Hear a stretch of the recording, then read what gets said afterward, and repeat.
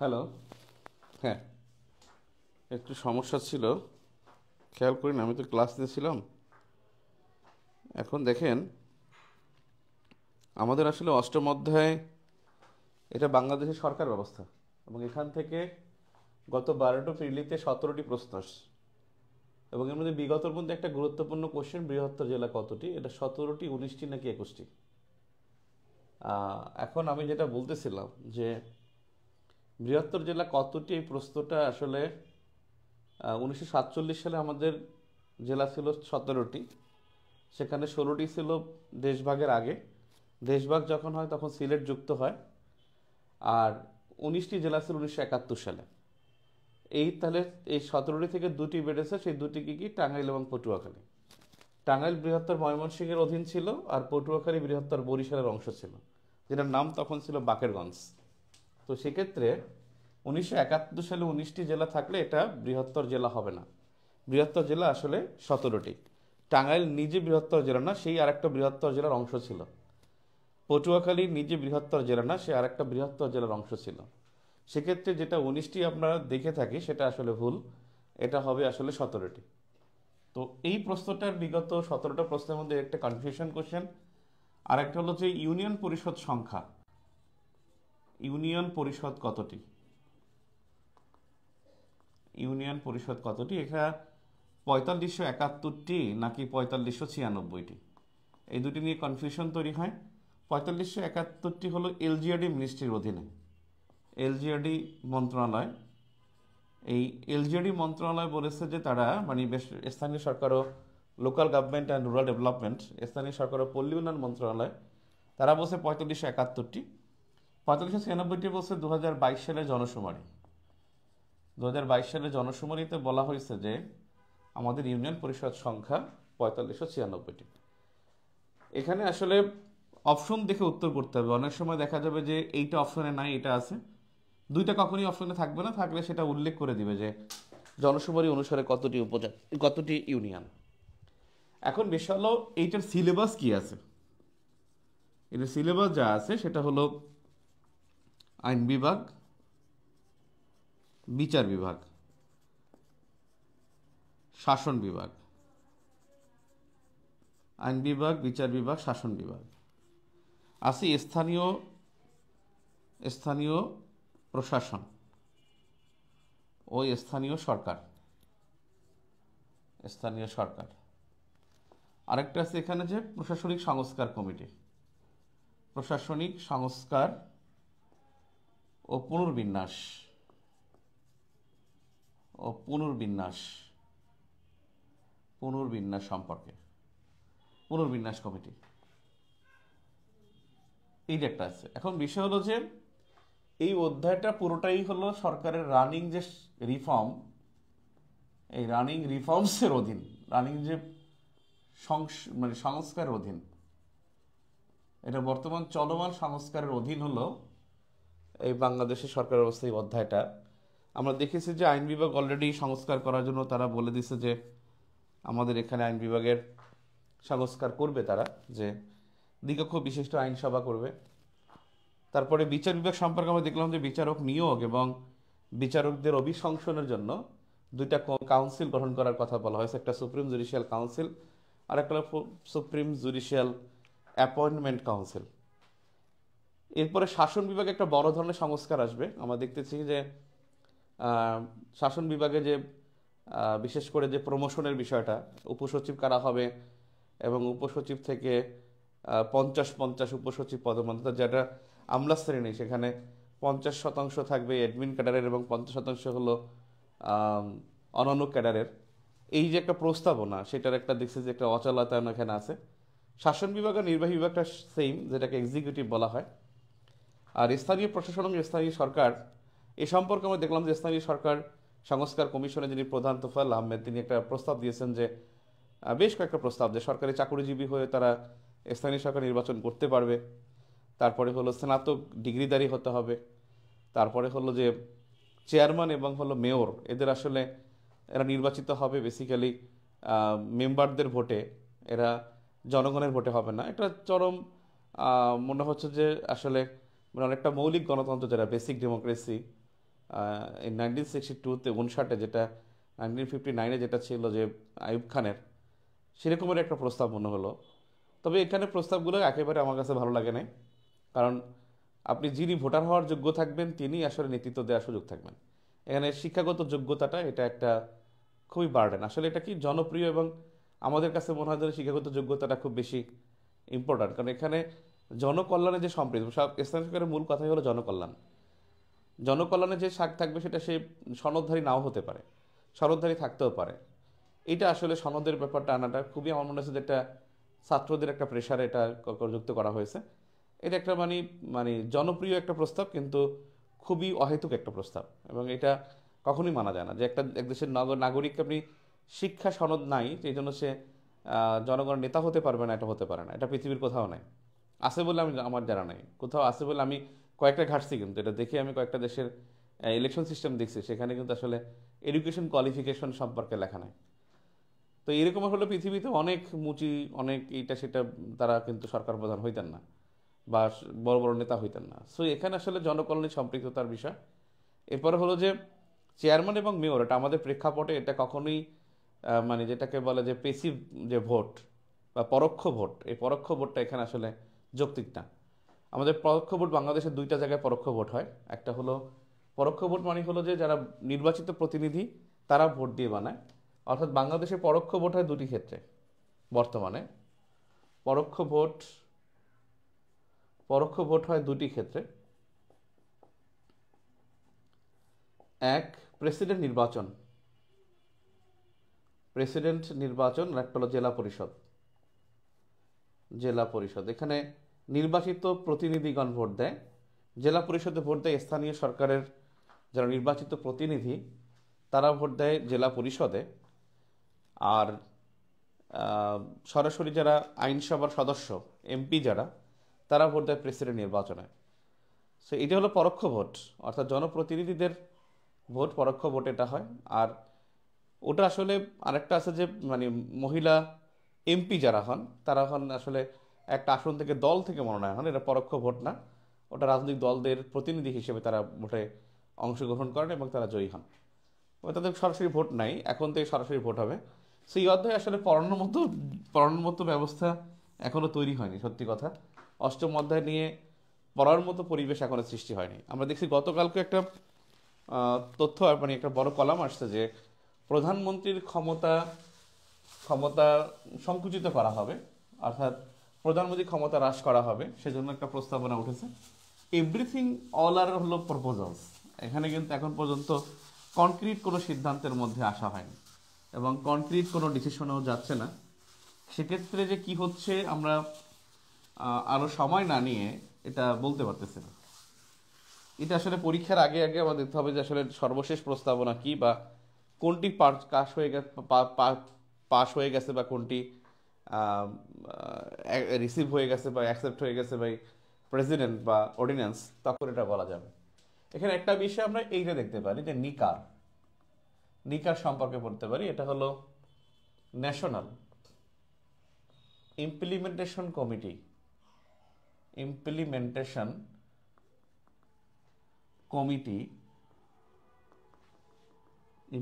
Committee for administrative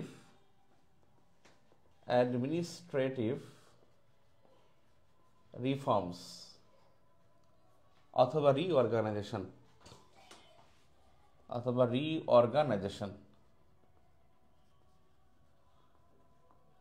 অর্থাৎ জাতীয়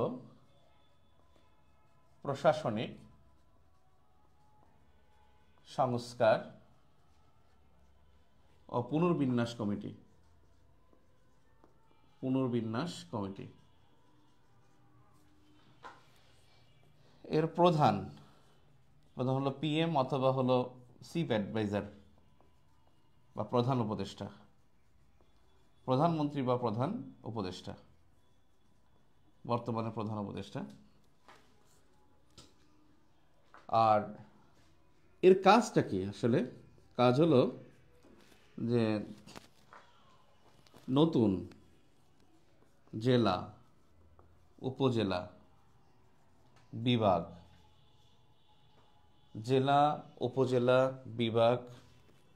মন্ত্রণালয়, মন্ত্রণালয়, তারপর হলো ইউনিয়ন, থানা, তারপরে হলো আপনার গ্রাম, গ্রাম গঠন বা পুনর্বিন্যাস, এই কাজগুলো তারা করে থাকে। তবে সংসদীয় যে আসন, এটা কাজ কিন্তু তাদের না। এই সংসদীয় আসন ঠিক করে আরপিও, গণপ্রতিনিধিত্ব আদেশ, আরপিও বা গণপ্রতিনিধিত্ব আদেশ, আরপিও বা গণপ্রতিনিধিত্ব আদেশ অর্থাৎ representation of the people order, representation of the people order বা গণপ্রতিনিধিত্ব আদেশ, এরা হলো ঠিক করে, যেটি আদেশটা হলো 1972 এর। ওদের কাজ হলো সংসদের আসন ঠিক করা। ওদের কাজ কখনোই এই মন্ত্রণালয় অথবা হলো মানে এই জেলা উপজেলা করা, এটা তাদের কাজ নয়।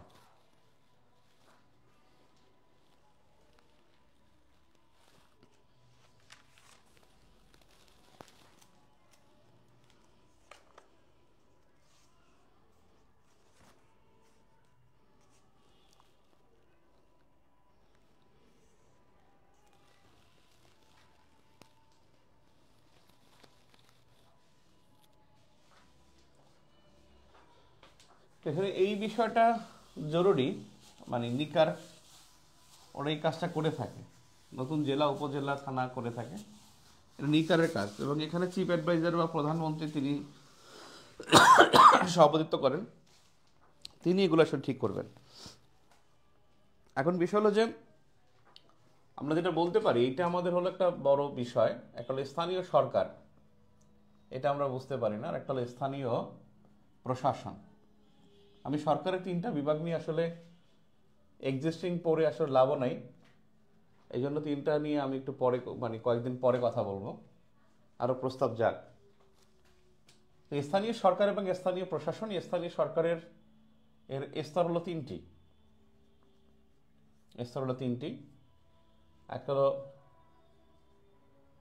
একটা হলো গ্রাম্য, আর একটা হলো শহুরে, আর একটা হলো পাহাড়ি। এই 3টা, এই গ্রাম্য স্তরের হলো 3টি, আবার শহুরে স্তরে 2টি, পাহাড়ি স্তরে 2টি। দেখেন, গ্রাম্য অঞ্চলে যে স্থানীয় সরকার, এর স্তর আবার 3টি। একটা হলো ইউনিয়ন, আর একটা হলো উপজেলা, আর একটা হলো জেলা। খুব সম্ভবত জেলা পরিষদকে বাতিল করা হবে। জেলা পরিষদ 2000 সালে আওয়ামী লীগের আগের গভর্নমেন্ট তৈরি করেছিল, এটা বাতিল করার সম্ভাবনা খুবই বেশি। শহুরে জনগোষ্ঠীদের স্তর কিন্তু 2টা, একটা হলো পৌরসভা, আর একটা হলো সিটি কর্পোরেশন।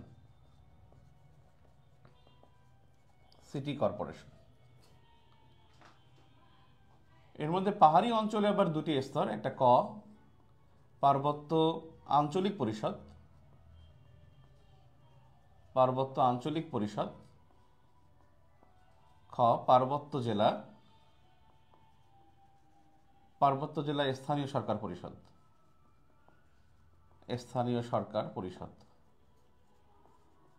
একটা হলো পার্বত্য আঞ্চলিক পরিষদ, আর একটা হলো পার্বত্য জেলা স্থানীয় সরকার পরিষদ। এই হলো বেসিক্যালি 3টা স্তরের মধ্যে, এইভাবে গ্রাম্য, শহর এবং পাহাড়ি। আর এরা সবগুলো হলো স্বায়ত্তশাসিত বলতেই হবে যে তাদের আসলে নিজেদের একটা আলাদা আলাদা বাজেট আছে।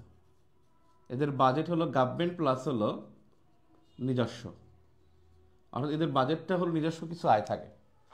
ওই আয় এবং হলো স্বায়ত্তশাসন বললেই বুঝবেন যে তাদের নিজস্ব কিছু আয় এবং সরকারের কিছু প্রণোদনা থাকে।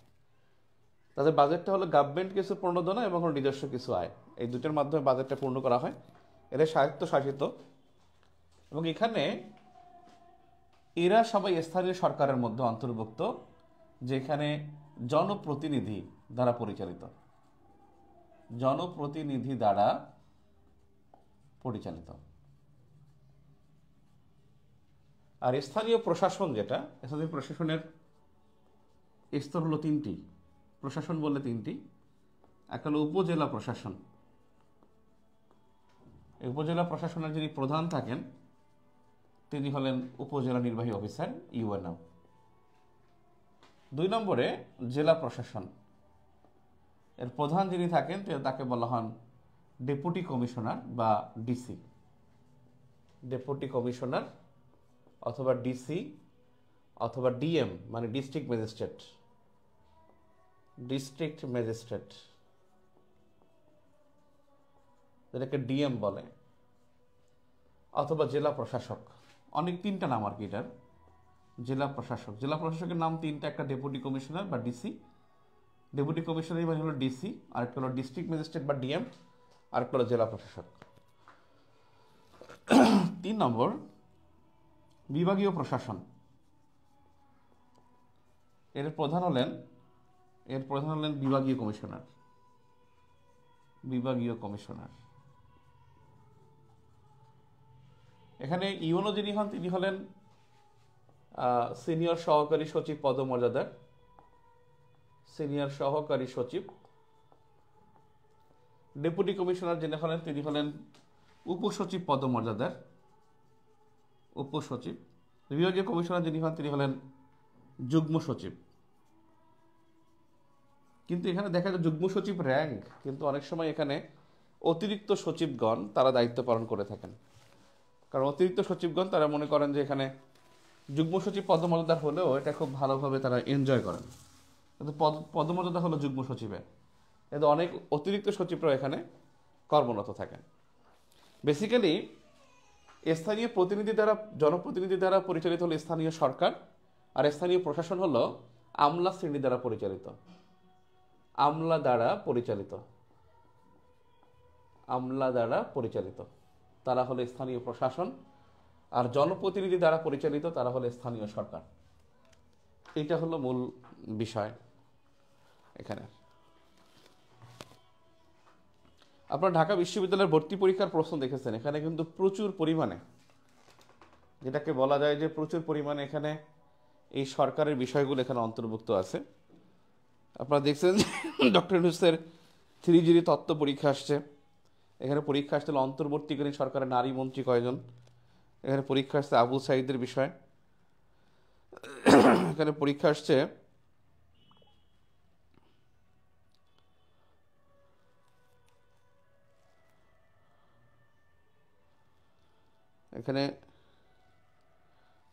আসছে মানে একটা বড় চেঞ্জ দেখা গেছে আর কি। সব মিলিয়ে ভালো একটা চেঞ্জ, চোখে পড়ার মতো চেঞ্জ ছিল। বর্তমান কনটেক্সটে যেগুলো ইম্পর্ট্যান্ট সেগুলো আসছে। এখানে প্রশ্নের মধ্যে আগে 6 দফা থাকতো, মুজিবনগর সরকার থাকতো, বঙ্গবন্ধু থাকতো, এগুলো কিন্তু এবছর কিন্তু নাই। তারপরে হলো প্রশ্নের মধ্যে কিন্তু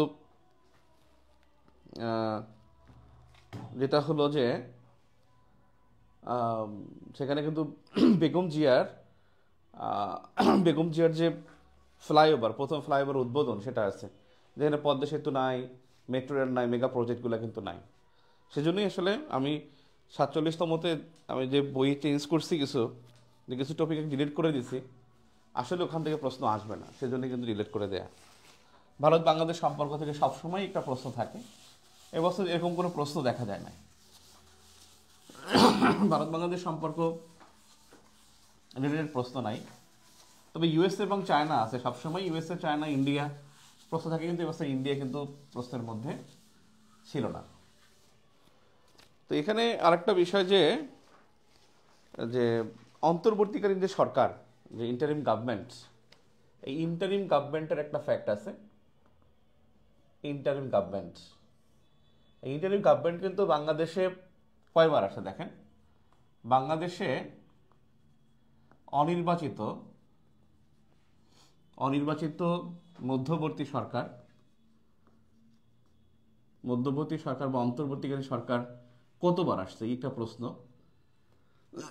আপনি যদি দেখেন কখন আসছে, যখন বঙ্গবন্ধু খুন হয় তখন একটা, বঙ্গবন্ধু খুন হয় তখন 1975-এ, তখন একটা অন্তর্বর্তীকালীন সরকার হয়। এরপরে যখন জিয়াউর রহমান খুন হন, যখন তখন 1979-80-1-এ তখন একটা অন্তর্বর্তীকালীন সরকার হয়। এরপরে দেখুন এরশাদের পতন হয়। এরশাদের পতন, তখন কিন্তু একটা 1990-তে একটা অন্তর্বর্তীকালীন সরকার হয়, যেটাকে তত্ত্বাবধায়ক নাম দেওয়া হয়েছিল, কেয়ারটেকার। এরপর দেখেন যখন পঞ্চম সংসদের পতন হয়, পঞ্চম সংসদের পতন 1996, তখন একটা সরকার হয়। এরপরে দেখেন 2001 সালে একটা তত্ত্বাবধায়ক সরকার হয়, তত্ত্বাবধায়ক সরকার, এটাও তত্ত্বাবধায়ক সরকার, সাংবিধানিকভাবে তত্ত্বাবধায়ক সরকার নাম দেওয়া হয়, যে 90 দিনের জন্য সরকার ছিল। এই তিনটা সরকারই 90 ডেজের জন্য ছিল, তিনটা সরকার 90 দিন। এরপরে 2000 যেটা হলো যে এমার্জেন্সির সময় বা জরুরি অবস্থার সময় ছিল, এমার্জেন্সি পিরিয়ডে 2007 সাল থেকে একটা সরকার ছিল। আর হলো হাসিনার পতনের সময়, হাসিনার পতনের পর, হাসিনার পতন, এই সময় একটা হয়, যেটা হলো 2024। আপনি দেখেন এগুলা কিন্তু ইন্টারিম, মানে আমাদের যে যেটাকে বলা হয় doctrine of necessity, doctrine of necessity, এখানে টিকমার্কগুলো doctrine of necessity, doctrine of necessity. অর্থাৎ যদি বলা হয় doctrine of necessity use, necessity, এটা ব্যবহার হয় 4 বার। আর অন্তর্বর্তীকালীন সরকার, এই ইন্টারিম গভর্নমেন্ট হয়েছে মোট 7 বার, 1 2 3 4 5 6 7, 7 বার। আর এর মধ্যে তত্ত্বাবধায়ক সরকার হয়, 3 বার,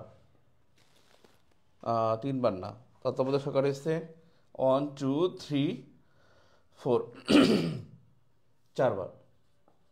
তত্ত্বাবধায়ক সরকার হয়েছে 4 বার, যার মধ্যে 90 দিন মেয়াদে ছিল 3 বার, যার মধ্যে আবার 90 দিন মেয়াদে ছিল 3 বার। এই কোশ্চেনগুলো একটু ঘুরিয়ে আসতে পারে। 90 দিন মেয়াদ ছিল 90 বা 91, সরি 90 থেকে 91, মানে 91-এ 90 91-এর একটা, 90 দিনের, 96-এর একটা, আর 2001-এর একটা। এই তিনটা সরকার ছিল আসলে 90 দিনের, বাকি কোনো সরকারি নির্দিষ্ট 90 দিনের জন্য ছিল না। এই ইন্টারিম গভর্নমেন্ট, এটা 24 সালের 8 আগস্ট গঠন করা হয়, 2024 সালের 8 আগস্ট গঠন। এবং এখানে মোট উপদেষ্টা, বর্তমানে মোট উপদেষ্টা হলো 23 জন, ছিল 24 জন, একজন মারা গেছেন, সদ্য হাসান আরিফ স্যার মারা গেছেন। মোট উপদেষ্টা 23 জন, আর নারী উপদেষ্টা হলো 4 জন। এটাই গতকালকে পরীক্ষা আসছে, ঢাকা বিশ্ববিদ্যালয় ভর্তি পরীক্ষায়, নারী উপদেষ্টা 4 জন। এখানে প্রশ্ন আসতে পারে যে প্রধান উপদেষ্টার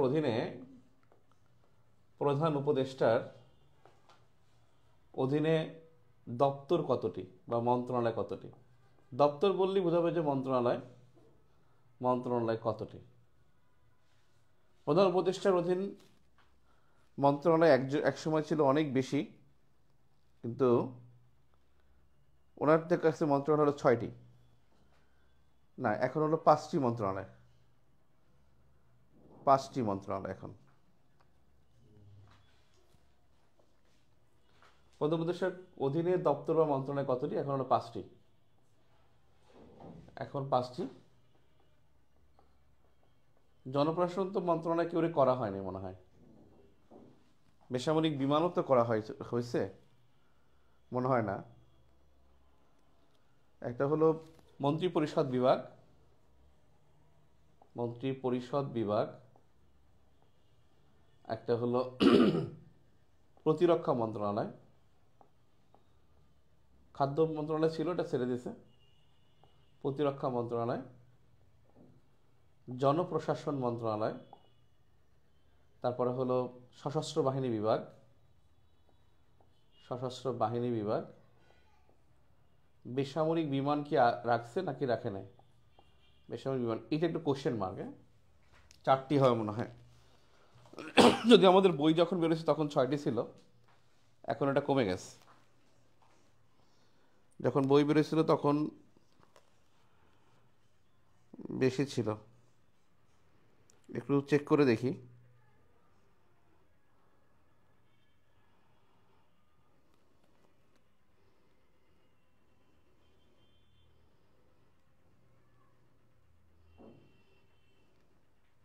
এই অধ্যায়টা যে কেমনে শেষ করব, এটা একটা বিষয় হয়ে গেছে। প্রধান উপদেষ্টার মধ্যে মন্ত্রণালয় 5টা, রাইট? 5টা, এই পাঁচটাই প্রধান উপদেষ্টার অধীনে।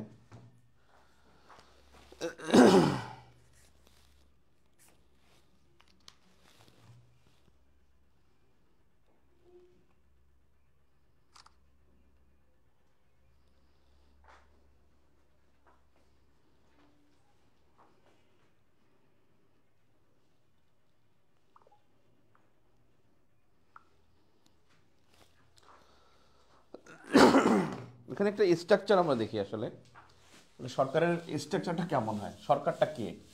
অনেক সময় দেখবেন আসিফ নজরুল নিজেও বলেন যে সরকার ব্যবস্থা গ্রহণ করবে। সরকারটা কে আসলে, সরকার আসলে কি, এটা একটা ফ্যাক্ট। এখানে আইন বিভাগ, বিচার বিভাগ, শাসন বিভাগ, আইন বিভাগ, বিচার বিভাগ, শাসন বিভাগ। এখানে বেসিক্যালি শাসন বিভাগটা হলো সরকার, সরকার।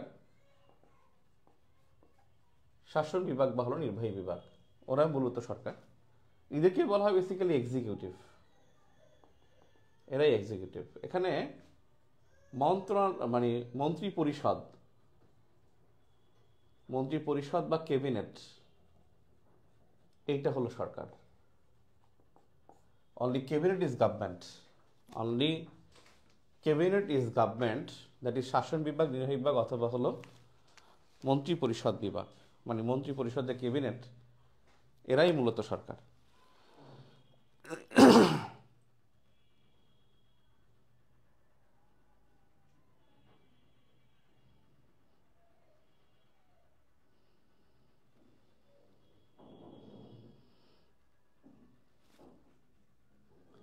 এখন বিষয় হলো যে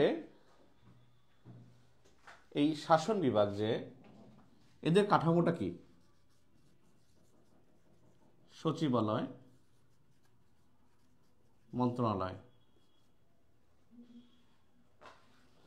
বেসিক্যালি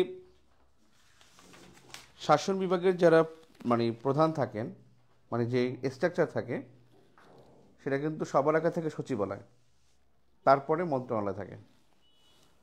অর্থাৎ সচিবালয়, মন্ত্রণালয়, তারপরে বিভাগ বা দপ্তর, তারপরে হলো অধিদপ্তর, তারপরে হলো পরিদপ্তর, এরকম করে নিচে যায় বিভাগ, শাখা বা ইয়াটা। এখন এই মন্ত্রণালয়, সচিবালয় কিন্তু আগে, সচিবালয়ের আগে 2টা কিন্তু পোস্ট আছে। এই শাসন বিভাগের সচিবালয়ের আগে 2-3টা পোস্ট আছে। একটা হলো, এটা আসি এখানে, মন্ত্রী পরিষদের উপরে যিনি, তিনি হলেন প্রাইম মিনিস্টার। তার উপরে যিনি, তিনি হলেন রাষ্ট্রপতি। অর্থাৎ রাষ্ট্রপতি থেকে ছোট প্রধানমন্ত্রীর পরে হলো মন্ত্রী পরিষদের পরে হলো সচিবালয়ের পরে হলো মন্ত্রণালয়ের পরে হলো বিভাগ বা দপ্তর, তারপর অধিদপ্তর, তারপর হলো পরিদপ্তর। এরকম করে আসলে শাসন বিভাগের স্ট্রাকচারটা তৈরি হয়। এখানে এই মন্ত্রী পরিষদ যে, এটাকে বলা হয় সরকার।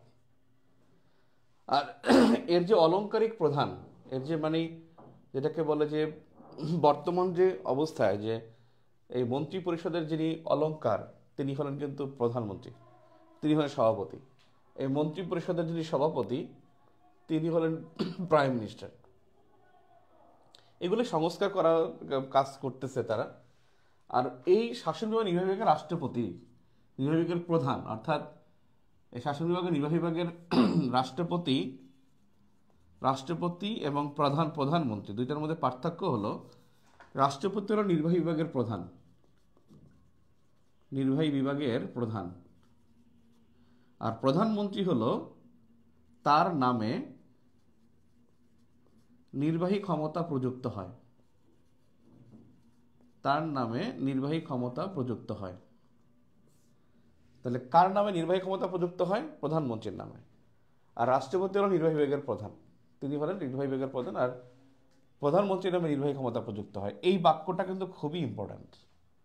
নির্বাহী বিভাগের প্রধান হলেন রাষ্ট্রপতি, আর নির্বাহী ক্ষমতা রাষ্ট্রপতির নিকট দায়বদ্ধ, রাষ্ট্রপতির নিকট দায়বদ্ধ। অন্তর্বর্তীকালীন সরকার বা তত্ত্বাবধায়ক সরকার রাষ্ট্রপতির নিকট দায়বদ্ধ। কারণ এখানে কি আছে, যে এখানে অন্তর্বর্তীকালীন সরকার কিন্তু ওই মন্ত্রী পরিষদের মধ্যে, সে কিন্তু শাসন বিভাগের মধ্যে, সে কিন্তু জবাবদিহিতার জন্য আইন বিভাগের নিকট থাকতে পারবে না। ঠিক আছে, এখন বিষয় হলো বিচার বিভাগ কি করে। বিচার বিভাগ হলো যে সরকারের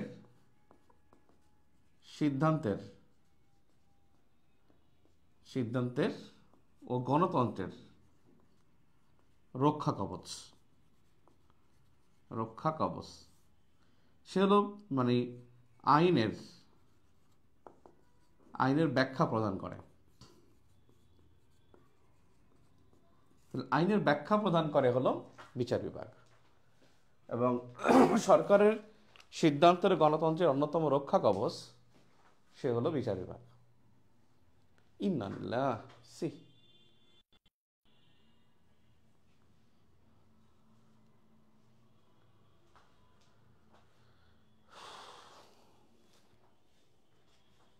ক্লিয়ার। বিষয় হচ্ছে এই অধ্যায়টা খুব মজা করেই পড়ানো যায়, কিন্তু আসলে এখন পড়ার মতো অবস্থাই নাই। যে এত সংস্কার হচ্ছে, যে কোন জায়গা থেকে পরীক্ষায় কিন্তু সংস্কার থেকে আসবে, পরীক্ষায় এই এক্সিস্টিং ইনফরমেশন থেকে আসবে না। যদি এই গভর্নমেন্ট এক্সিস্ট করে, আমাদের পরীক্ষার সময় যদি এই প্রেজেন্ট গভর্নমেন্ট এক্সিস্ট করে, তাহলে আপনাদের কিন্তু যে আগের যেই তথ্য, গতানুগতিক তথ্য, সেগুলো পরীক্ষা আসবে না, আসবে কিন্তু সংস্কার থেকে, বিভিন্ন প্রস্তাব থেকে। ঠিক আছে, তার মানে সরকারের সিদ্ধান্তের গণতন্ত্রের রক্ষা কবচ সেটা কিন্তু বিচার বিভাগের স্বাধীনতা, এটাকে বলা বিচার বিভাগের অর্থাৎ বিচার বিভাগের স্বাধীনতা, বিচার বিভাগের স্বাধীনতা হলো গণতন্ত্রের রক্ষা কবচ। বিচার বিভাগের স্বাধীনতা হলো গণতন্ত্রের রক্ষা কবচ। বিচার বিভাগের স্বাধীনতা হলো গণতন্ত্রের রক্ষা কবচ।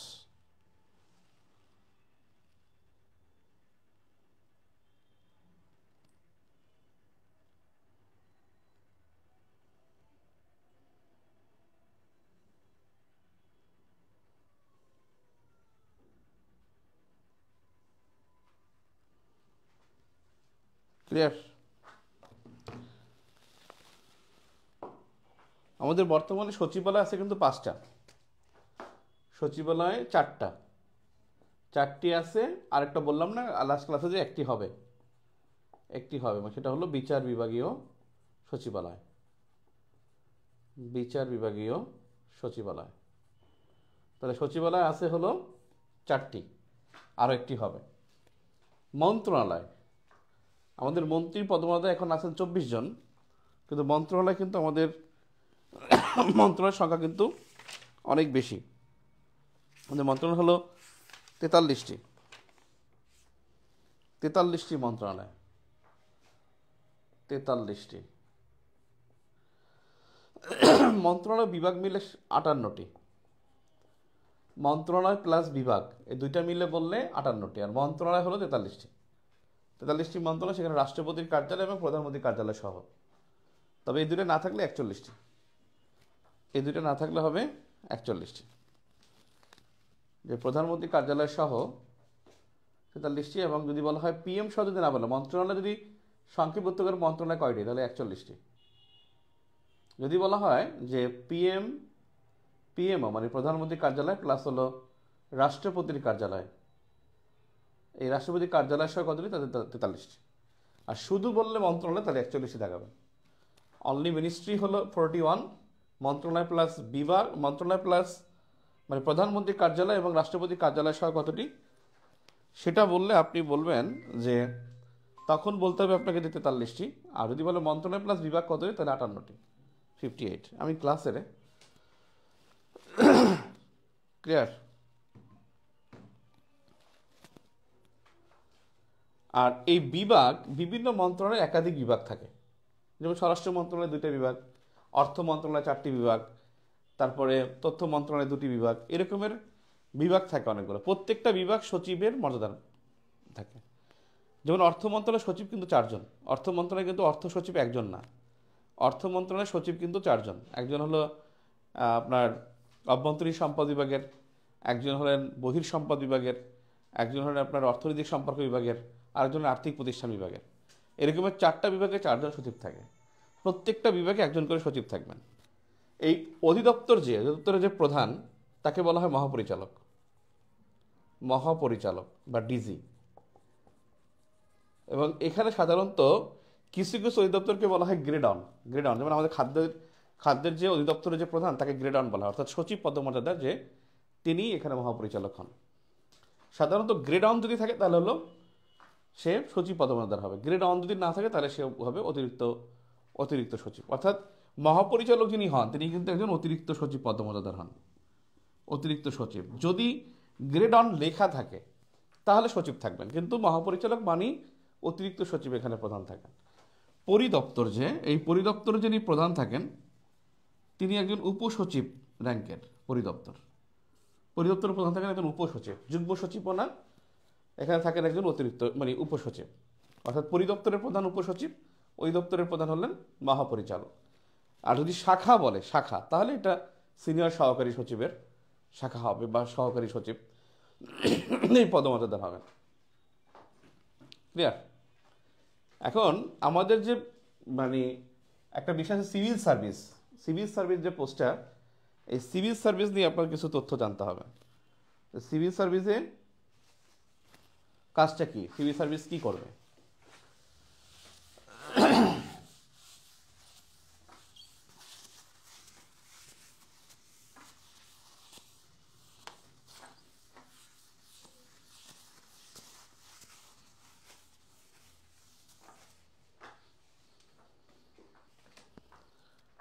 সিভিল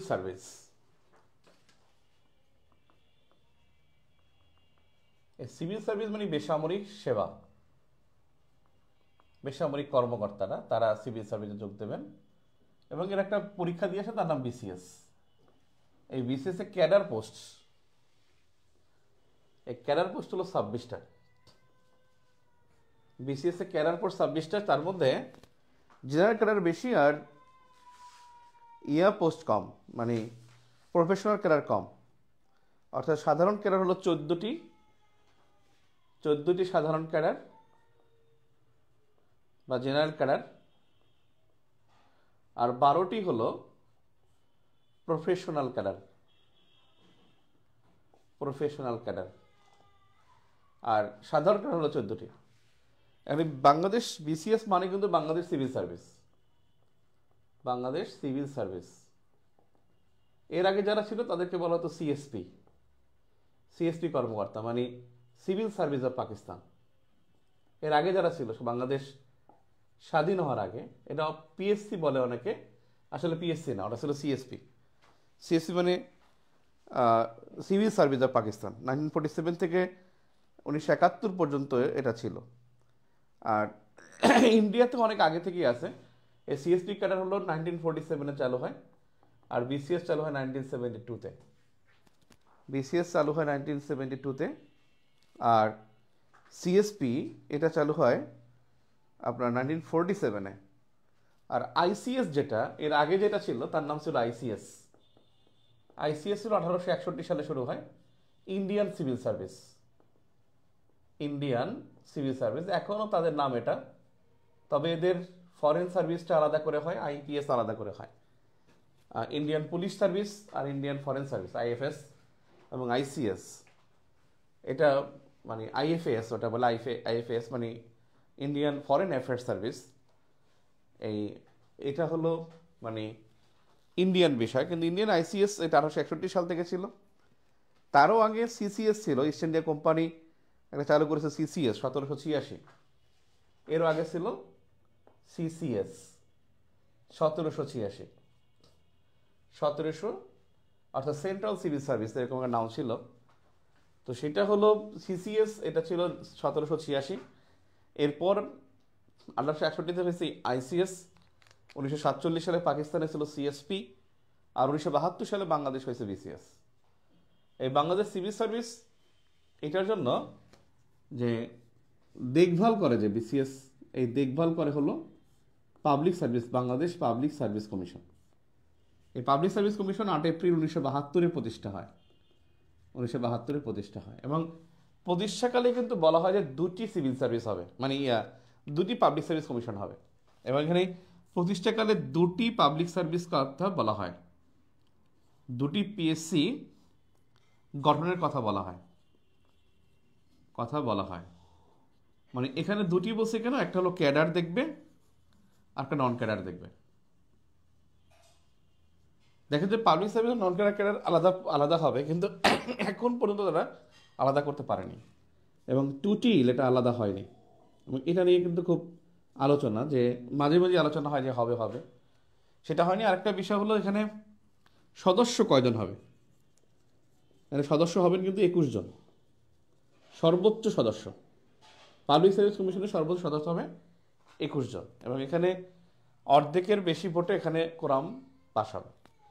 এখন এই কোরাম সংকটের কথা, যেটা 9 জনে কোরাম হয়, এবং সেই 9 জন মেম্বারই এখন আছেন।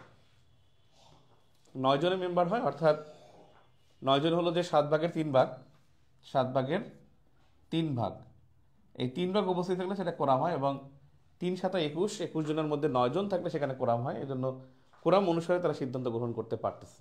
আপনারা দেখছেন প্রথমে 6 জন নিয়োগ দিয়েছিল বা 5 জন, তারা কিন্তু কাজ করতে পারে না। পরে আবার কয়েকজনকে নিয়োগ দেওয়ার পর কাজ করতে পারছে। এবার 6 জন নিয়োগ দেওয়ার কথা বলে আবার ক্যান্সেল করেছে। সো এখন পর্যন্ত এটা কোরাম তৈরি হচ্ছে, বাট 21 জন সর্বোচ্চ নিয়োগ দিতে পারবেন। এখন বিষয় হলো যে এই সিভিল সার্ভিসের মানে প্রথমে এই 72 সালে কতটা ক্যাডার ছিল, এটা কিন্তু পরীক্ষা আসতে পারে। 1972 সালে সিভিল সার্ভিসের ক্যাডার মানে সিভিল সার্ভিসের পোস্ট, সেই 72 সালে সিভিল সার্ভিসের ক্যাডার পোস্ট, এই ক্যাডার পোস্ট ছিল কিন্তু প্রথমে 31টি ক্যাডার ছিল। প্রথমে ক্যাডার পোস্ট ছিল 72 সালে, আর এপ্রিল 1972 যখন গঠন হয় তখন ক্যাডার পোস্ট ছিল 31টি ক্যাডার পোস্ট ছিল 31টি, আর প্রবেশের বয়স ছিল 27 বছর। প্রবেশের বয়স ছিল 27 বছর, এবং 1991 সালে গিয়ে হয়েছে 30 বছর, আর 2024 সালে গিয়ে হয়েছে 32 বছর। আরও খেয়াল করেন, 1972 সালে যখন বাংলাদেশ সিভিল সার্ভিস চালু হয় তখন ক্যাডার পোস্ট ছিল 31টি, প্রবেশের বয়স ছিল 27 বছর। 91 সালে এটা হয় 30 বছর, 24 সালে হয় 32 বছর, 24 সালে হয় গিয়ে 32 বছর। এবং এই ক্যাডার পোস্ট 31 থেকে কমতে কমতে এখন 26-তে আসছে। যেমন আপনার টেলিকমিউনিকেশন ক্যাডার ছিল, ওটা বাতিল হয়ে গেছে। তারপরে ছিল আপনার জুডিশিয়াল সার্ভিস কমিশন বা জুডিশিয়াল ম্যাজিস্ট্রেট একটা পোস্ট ছিল, সেটা বাতিল হয়ে গেছে ওই যে বিচার বিভাগ স্বাধীন হওয়ার পরে। তারপরে আপনার ইকোনমিক ক্যাডার ছিল, এটা মার্চ হয়ে গেছে অ্যাডমিন ক্যাডারের সাথে। তারপরে এরকম কিছু ক্যাডার ছিল, কয়েকটা ক্যাডার বাতিল হওয়ার কারণে এখন 26টি ক্যাডার আছে, মানে 5টি ক্যাডার বিভিন্ন সময় বাতিল হয়ে গেছে। ক্লিয়ার? আর এই সিভিল সার্ভিসে যারা প্রবেশ করে সবাই কিন্তু সহকারী সচিব পদমর্যাদার। প্রবেশ মর্যাদা সহকারী সচিব পদমর্যাদার। এখন সে এডুকেশন ক্যাডার হতে পারে, সে প্রফেশনাল ক্যাডার হতে পারে, সে অ্যাডমিন ক্যাডার হতে পারে, সবারই সহকারী সচিব। এবং এই সহকারী সচিব পদটা শুধুমাত্র আছে ফরেন অ্যাফেয়ার্সে। ফরেন অ্যাফেয়ার্স যে হয় তাকে প্রথমেই সহকারী সচিব হিসেবে নিযুক্ত করা হয়। আর অ্যাডমিন ক্যাডার যারা হয় তারা কেউ সহকারী সচিব হিসেবে মন্ত্রণালয়ে পোস্টিং পায় না, মানে প্রথম পোস্টিংটা কিন্তু তাদের মাঠ পর্যায়ে বিভাগীয় কমিশন কার্যালয়ে তারা কিন্তু জয়েন করেছে। অ্যাডমিন ক্যাডার দেখছে না যে সেদিন জয়েন করলো 15 তারিখে, তারা কিন্তু কোনো জায়গায় মানে মন্ত্রণালয়ে তারা কিন্তু জয়েন করে না, তারা সরাসরি জয়েন করেছে বিভাগীয় কমিশনারের কার্যালয়, এবং সেখান থেকে এখন তারা জেলায় বিভিন্ন জেলায় তারা পদায়ন আছে। ক্লিয়ার? এখন এদের প্রশিক্ষণের ব্যবস্থা আছে, এটা সেটা অনেক কিছু আছে। তবে বিপিএসসি সংস্কারের জন্য তারা কমিশন করার একটা প্রস্তাব পাঠিয়েছে, বিপিএসসিও তারা সংস্কার করবে, সেখানেও হয়তো বা তারা মেম্বার নিয়োগে বিভিন্ন শর্ত আরোপ করবে। এটাও দেখার বিষয়, এটাও দেখার বিষয়। আপনি এই পাবলিক সার্ভিস কমিশনের যিনি সদস্য হন, এই সদস্য হওয়ার যোগ্যতা, এদের যোগ্যতা হলো 20 বছর সিভিল সার্ভিসে কাজ করা, 20 বছর রাষ্ট্রীয় দায়িত্ব পালন, রাষ্ট্রীয় দায়িত্ব পালন। 20 বছর যদি তার রাষ্ট্রীয় দায়িত্ব পালনের মানে যোগ্যতা থাকে, তাহলে তিনি কিন্তু এবিপিএসসির সদস্য হতে পারবেন। নিয়ে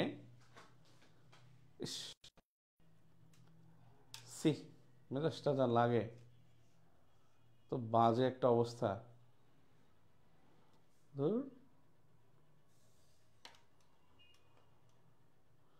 আমি একটু রিপিট করি। সিভিল সার্ভিস বাংলাদেশ বিসিএস কর্মকর্তা, তারা বাংলাদেশ সিভিল সার্ভিস 1972-তে চালু হয়। এর আগে 47 থেকে 72 পর্যন্ত নাম ছিল সিএসপি, মানে সিভিল সার্ভিস অফ পাকিস্তান। 47 সালে, 47-এর আগে ছিল 1861 সাল থেকে আইসিএস বা ইন্ডিয়ান সিভিল সার্ভিস। 1861-র আগে নাম ছিল সিসিএস বা 1786 সালে, এরা ইস্ট ইন্ডিয়া কোম্পানি কর্তৃক ছিল। বিসিএস এটা 72 সালে চালু হয়, যখন চালু হয় তখন ক্যাডার পোস্ট ছিল 31টা, বর্তমানে ক্যাডার পোস্ট 26টা, তার মধ্যে জেনারেল 14টা আর প্রফেশনাল 12টা। আর 72 সালের 8 এপ্রিলে বিপিএসসি প্রতিষ্ঠা করা হয়, এবং এটা বলা হয়েছিল প্রতিষ্ঠার সময় দুটি পিএসসি গঠন করা হবে, একটা ক্যাডার এবং একটা নন ক্যাডার বা অন্যান্য। আর বলা হয়েছিল এই সদস্য হবে 21 জন। এটা 2023 সালে এটা সংস্কার করে 21 জন করা হয়েছিল, আগে ছিল 15 জন সদস্য হতে পারবে, এখন 21 জন হতে পারবে। আর 8 এপ্রিল 1972 সালে বলা হয়েছিল যে 31টি ক্যাডার থাকবে, প্রবেশের বয়স থাকবে 27 বছর। 91 সালে এটা হবে 30 বছর, 24 সালে হবে 32 বছর। এই হলো বিষয়। আর যে বিষয়টা হলো যে বিপিএসসিতে সদস্য হওয়ার যোগ্যতা হলো অন্তত যে 50% রাষ্ট্রীয় দায়িত্ব পালন করেছে 20 বছর, তারা থাকতে পারবেন। বাকি 20 জন এটা রাষ্ট্রপতি নির্ভর করবে যে রাষ্ট্রপতি কাদেরকে নিয়োগ দিবেন, কিন্তু 50% মিনিমাম 20 বছর রাষ্ট্রীয় দায়িত্ব পালন করেছে তাদের মধ্য থেকে হতে হবে। ঠিক আছে, ওকে, ইনশাল্লাহ দেখা হবে আগামী পরশু দিনের ক্লাসে। আমরা ওই দিন এক্সাম সলিউশনের ক্লাস নেব, এক্সাম সলিউশন, এবং এই পর্যন্ত যা যা সংস্কার হয়েছে সেই সংস্কারগুলো একটু আলোচনা করব এই 8ম অধ্যায়ের মধ্যে, যে কি কি সংস্কার এখন পর্যন্ত হলো যেটা আমরা পড়ে রাখতে পারি। মানে সংস্কার তো এখনো হয়নি, কারণ অর্ডিন্যান্স অনেকগুলোরই জারি করা হয়নি। ঠিক আছে।